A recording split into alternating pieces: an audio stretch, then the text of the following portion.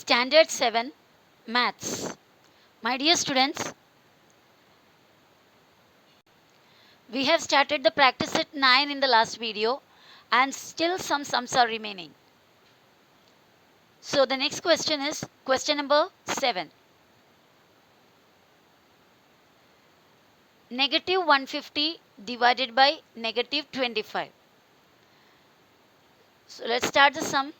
Negative 150 divided by negative 25 equals negative 150 numerator upon, instead of division we can do upon, दोनों same ही होता है, minus या negative 25.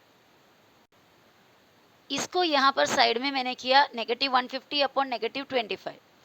सबसे पहले मैं बताऊँ ऊपर और नीचे दो नेगेटिव है, we can cut that. Negative negative cancel.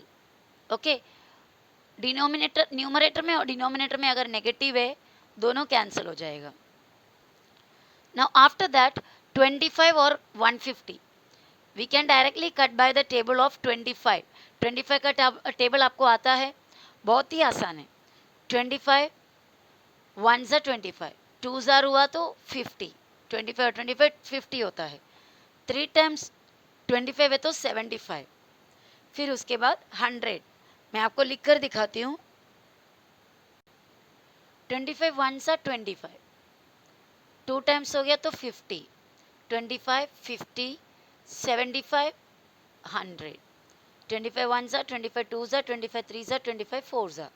उसके बाद भी यही सेम नंबर रिपीट होएगा, सिर्फ 100 के प्लेस आएगा साथ में. 125, 150, 175 और उसके बाद 100 के जगह आएगा 200. और आगे जा सकते हैं 225, 250, 275. 275 होने के बाद 100 है, 175 होने के बाद 200 है, तो 275 होने के बाद 300 बराबर. और उसके बाद 325, 350, 375, देन नेक्स्ट 400, 425, 450, 475, देन 500. इस तरह 25 का टेबल हम कितना भी लिख सकते हो, बहुत ही आसान है. ओके, तो यहाँ पे 25 का टेबल में 150 आता है, तो मैंने ऐसे 25 से काटने का कोशिश कर रही हूँ. नहीं अगर आपको समझा तो आप 5 से भी कट कर सकते हो. 25 1 ज़ा 25 और 25 के टेबल में 150 कितने बार आते हैं? 25 50 75, वो 3 ज़ार हो गया. 25 50 75 100. फिर फिफ्थ वाले आएंगे, 25 5 ज़ार आएगा 125, 25 6 ज़ार आएगा 150. तो यहाँ पे 6. अगर नहीं आपको ये नहीं समझ में आ रहा है तो minus 150 minus 25, negative negative cut किया. 5 5 ज़ा 25 मैंने 5 से किया. 5 5 ज़ा 25 और इधर आएगा 5 3 ज़ा 15 और ये 0 इधर. अब वापस से हम 5 के टेबल में काट सकते हैं इससे, क्योंकि दोनों 5 के टेबल में जा रहा है. 5 1 ज़ा 5, 5 6 ज़ा 30. तो इस तरह हमें 6 और नीचे 1 मिलता है. नीचे का 1 हम लिखते नहीं है, ओनली न्यूमरेटर. तो आंसर हुआ 6. Is it clear? Now let's go to the next sum. Next question हमारा 100 divided by 60. 100 divided by 60 equals 100 upon 60. It's one of the easiest sums. 100 or 60. This is a working column where I am doing the calculations. 0 0 can be cancelled. That means 10 से कटा समझो. 10 के table में 6 ज़ा और 10 के table में 10 ज़ा.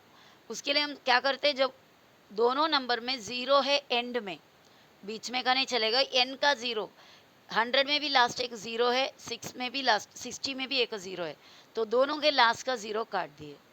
अब 10 बचा और 6 बचा. अब चाहे स्टेप एक एक करके स्टेप बाय स्टेप भी लिख सकते हो, नो इश्यू.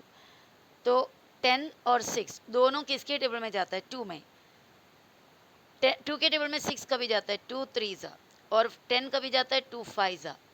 आपको ये कटिंग समझ में आते हैं? अगर नहीं समझ में आता तो please let me know it. तो 2 के टेबल में दोनों नंबर कट कर दिए, 5 और 3। अब ये 5 और 3 सेम टेबल में कौन से सेम टेबल में आता है?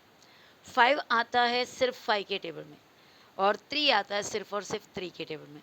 तो दोनों 5 और 3 actually they are prime numbers, तो उन लोग कोई भी सेम टेबल में जाते नहीं हैं, तो आगे कटिंग पॉसिबल नहीं है। 5/3, this is the answer. Now the next one, that is question number 8। हमारा नेक्स्ट क्वेश्चन है 9 डिवाइडेड बाई माइनस या -54।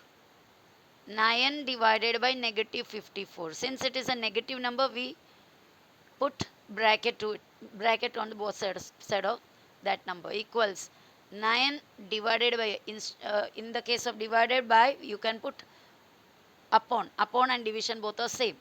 9 divided by upon -54 equals, here working column 9 upon -54। 9 के टेबल में 54 आते हैं, 5 और 4 को प्लस करो, कितना होता है 9। तो 9 अगर ऐड करके मिल रहा है then that number will be divisible by 9। अगर ये दो नंबर को प्लस करके 18 मिलता था तो भी 9 के टेबल में आता है। ये दो नंबर को प्लस करके 27 मिलता है तो वो भी 9 के टेबल में आता है, यानी प्लस करने पे 9 का टेबल में आता है, तो वो बड़ा नंबर भी 9 के टेबल में आता है। तो 54 9 के टेबल में आता है, तो 9 का टेबल से दोनों काटने जा रहे हैं। 9 के टेबल में 9 1s are 9 और 54 कभी आता है 9 6 are 54। तो हमें आंसर मिल जाता है नेगेटिव नीचे 1 ऊपर 6 नीचे, बराबर है। पर कभी भी डिनोमिनेटर में हम नेगेटिव नहीं डाल सकता, तो therefore we will put the negative sign in the numerator. इसलिए हम नेगेटिव साइन को किधर डालेंगे? न्यूमरेटर में डालेंगे, और यहाँ पे 1 और नीचे 6। इससे पहले भी हमें थोड़ा बहुत ऐसे एक नंबर मिला था 6/1। डिनोमिनेटर में अगर 1 है तो हम नहीं लिखते, नीचे अपॉन के नीचे 1 है तो उसको अवॉइड कर सकते हैं। But if 1 is in the numerator, नीचे नहीं ऊपर है 1, then it is compulsory to write, otherwise the value will be changed. So that answer is -1/6. And the next question, ninth question, is 78 divided by 65. So let us write the question again. 78 divided by 65 equals 78 in the numerator and 65 in the denominator equals, let us do the calculation here. 78/65,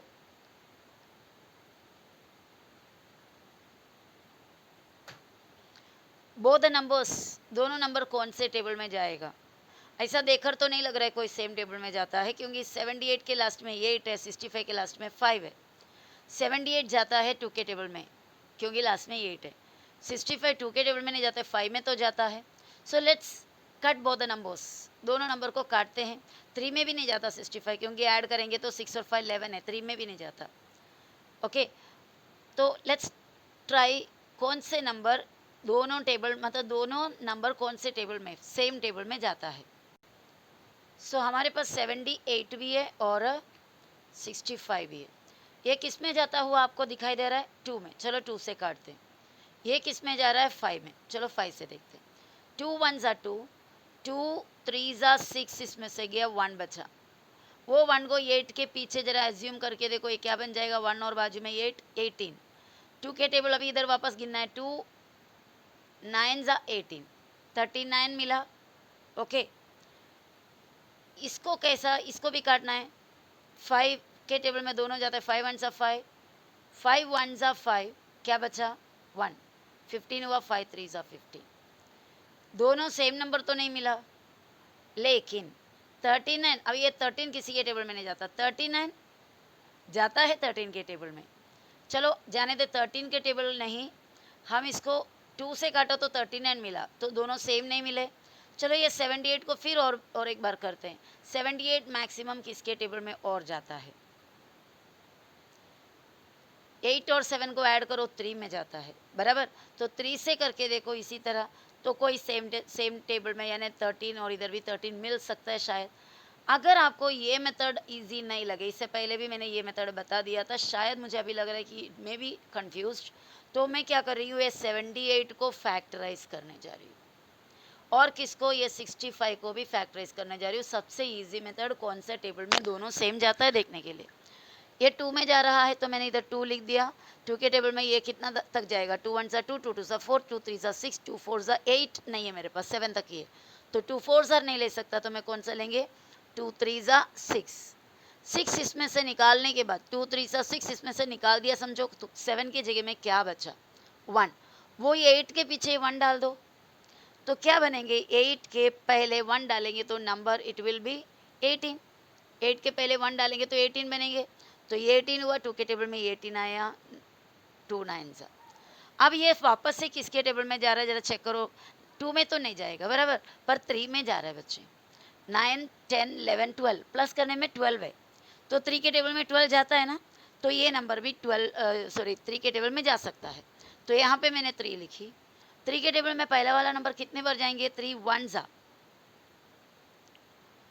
और ये second वाला number कितने बार जाएंगे, 3 3 9।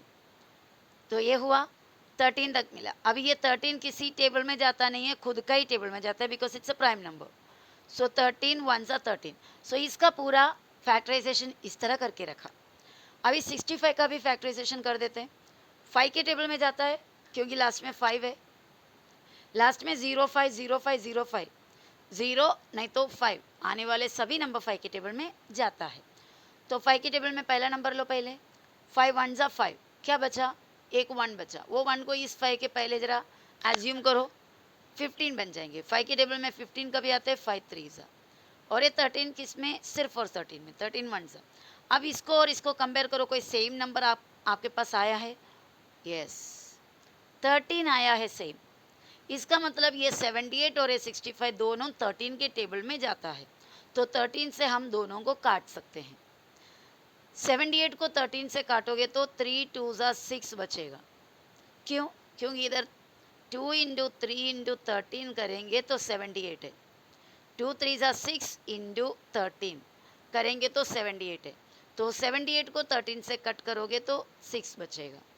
इसी तरह 65 को 13 से cut करोगे तो 5 बचेगा, क्योंकि 5 इंटू 13 इज 65। 65 को 13 से काटोगे तो 5 बचता है। ओके, तो मुझे अभी पता चला ये दोनों किसके टेबल में जा रहा है, 13 के। 13 कितने, 6 सा, और ये 13 5 सा, और ये दोनों नंबर कोई सेम टेबल में नहीं जाता। 6/5, 6/5 इज द आंसर। ओके, हमारा ये सेक्शन का लास्ट क्वेश्चन है। -5 divided by -315, -5 divided by -315 which is equal to, यहाँ पे इक्वल डाल रही हूँ, चलेगा ना। -5 ऊपर, -315 नीचे, equals working column here, -5 upon -315. First of all, we will cancel the negative in the numerator and in the denominator. If there are two negatives, they will be cancelled and answer will be positive. Okay, तो दो negative cancel हो गए आपस में। अभी इसको बाकी क्या बचा हमारे पास, 5 और 315 बचा। किस टेबल में जाएंगे, दोनों 5 के टेबल में जाता है क्योंकि 5 है एंड में। 5 1 5, 5 6 30 चले गया, क्या बचा फिर 31 में, 1। उस 1 को ये 5 के पीछे छोड़ दो, क्या बनेगा, 15। किसके टेबल गिन रहे थे, 5 के। 5 के टेबल में 15 तक काउंट करो, कितने बार आता है, 5 1 5, 5 2 10, 5 3 15। तो ऊपर हमें 1 मिला, नीचे 63, इससे ज़्यादा कटिंग पॉसिबल नहीं है। तो हमारा आंसर हुआ 1/63, 1/63। तो वो सेक्शन खत्म हो गया, सॉल्व का section. Now the second question, right 3 divisions of integers. Means अपने हिसाब से कोई भी 3 डिवीजन इंटीजर्स का लिख सकते हैं। जैसे अभी हमने जितने भी एग्जाम्पल किया वो सब डिवीजन ऑफ इंटीजर्स थे, तो इसी तरह हमें 3 डिविजन्स लिखने हैं इंटीजर्स के, सच दैट, यानी इस तरह लिखना है, the fractional form of each will B 24/5। जो डिवीजन हम लिखते हैं, जो 3 डिवीजन मांगा हमसे, जो डिवीजन हम लिखते हैं उस डिवीजन का फ्रैक्शनल फॉर्म यानी अपॉन करके, कटिंग करके फाइनल जो आंसर मिलेगा 24/5 होना चाहिए। इस तरह 3 डिविजन बनाना है। तो हम ये फाइंड आउट करने के लिए क्या कर सकता, 24/5 है बराबर, इक्वल डालो 24/5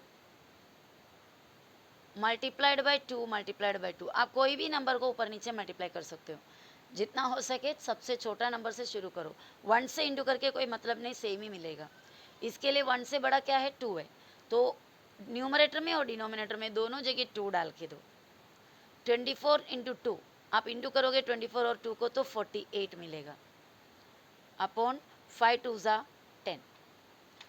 ये जो डिविजन है 48/10, इसको आप डिवाइड करो, काटो काटो तो आपको 25/2 ही मिलेगा, सॉरी 24/5 ही मिलेगा।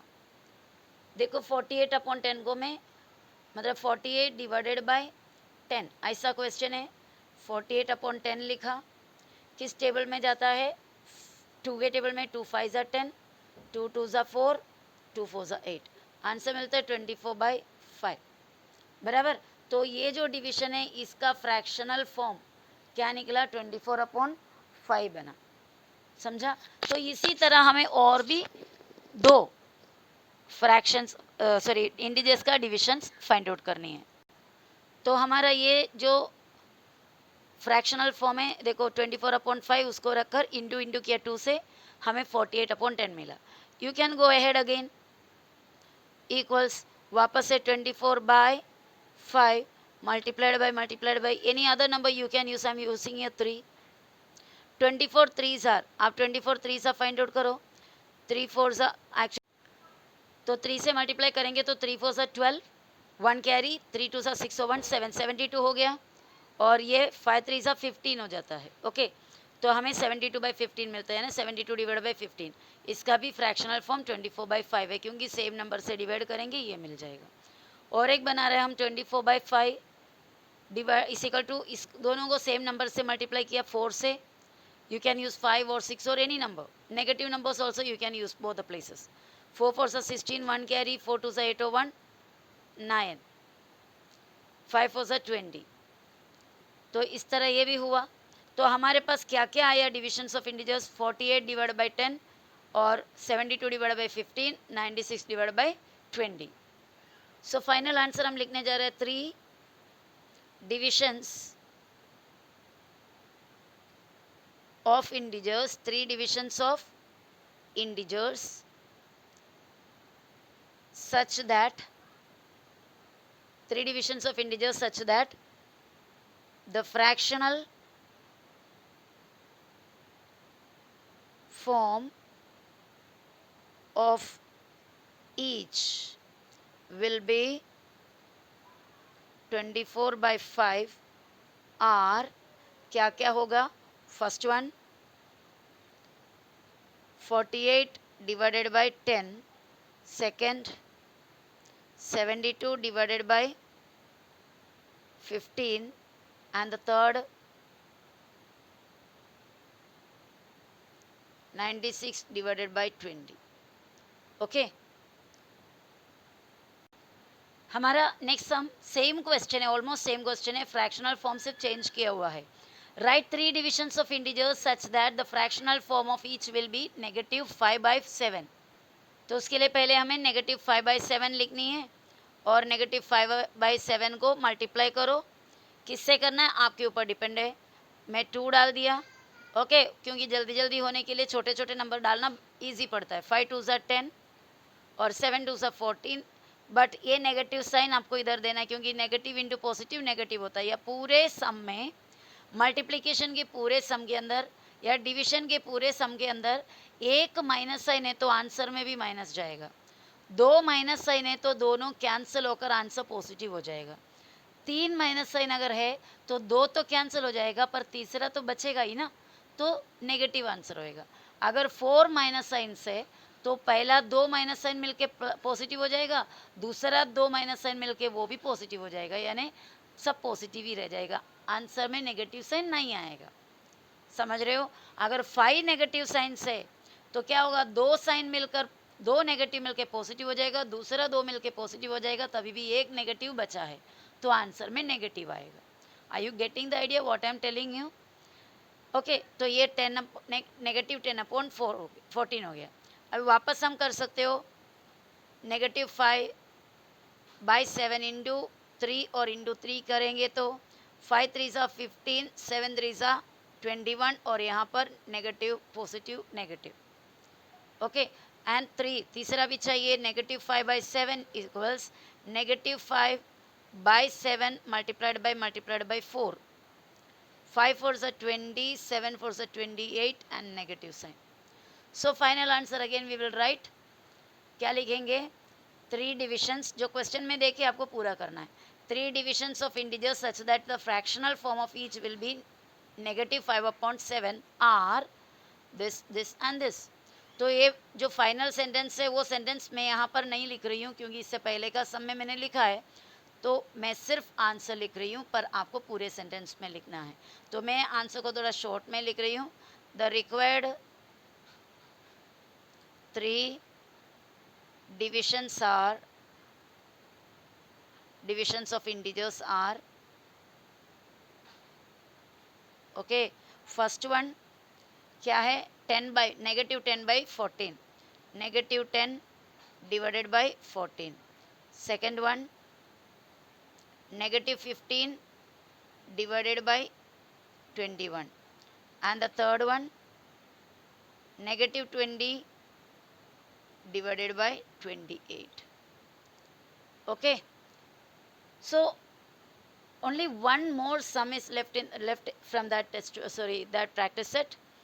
That sum is related to a picture. A picture is given, a fish tank is given after all, and the fish in the fish tank, each fish in the fish tank carries one number. So you were asked, आपको पूछा गया है कि take या select any of the two numbers and do the multiplication. Like that you have to take 5 pairs of numbers from the fish tank's fish, and another some pairs you take and do the division sums. Okay, that we will do privately in the group. I mean, not privately, you will do in the group, means I will send the question in the group. Try to understand it and you solve the sum and send me. Okay, bye bye.